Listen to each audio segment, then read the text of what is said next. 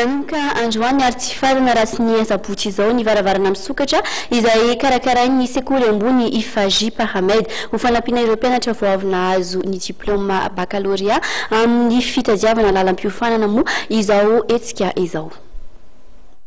Toy ny fanao isan-taona dia mikarakara varavarana misokatra ny sekoly ambony IFAJ Pahamed ampahafantarany ireo sampam-pianarana misy ao aminy. Izao natao ho nitalen'ny sekoly dia ho fanampiana ireo mpianatra vao avy nahazo ny mari-pahaizana baccalauréat ka sahirana mitady ny hanohizan'ny fianarany. Mpianatra manodidina ny 2 arivo eo no andrasana izy ireo amin'izany varavarana misokatra mandritra ny 3 andro izany. Ny tanjona moa zany dia raha manana fa be dia be ireo mpianatra izay vao afaka ny baccalauréat tamin'ny farany teo toto filery io dia sahirana zany mitady inona ny lalam-piofanana entina zany hanohizana ny fianarany any ambaratao ambony dia eto zany dia sy tonona zany mpianatra zany mba ho tonga sy hitsidika ny salon ny IFAJ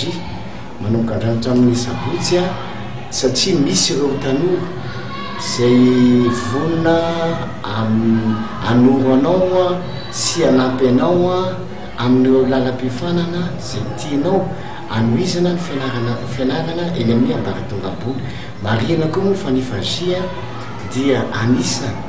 ireo sekoly raha tsy tena angamba fa eo amin'ny 95% eo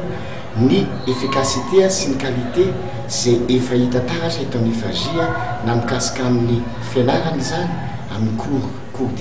amin'ny cours zany sy mandeha am-pianarana na ny matériel didactique sy efa nanany IFAJ maro dia maro na ny tenue en scène indrindrandrindra fa ny module izay efa eo am-pelantanany ireo mpampianatra efa ampitraikefa amin'ny lalam-piofanana ao amin'ny agro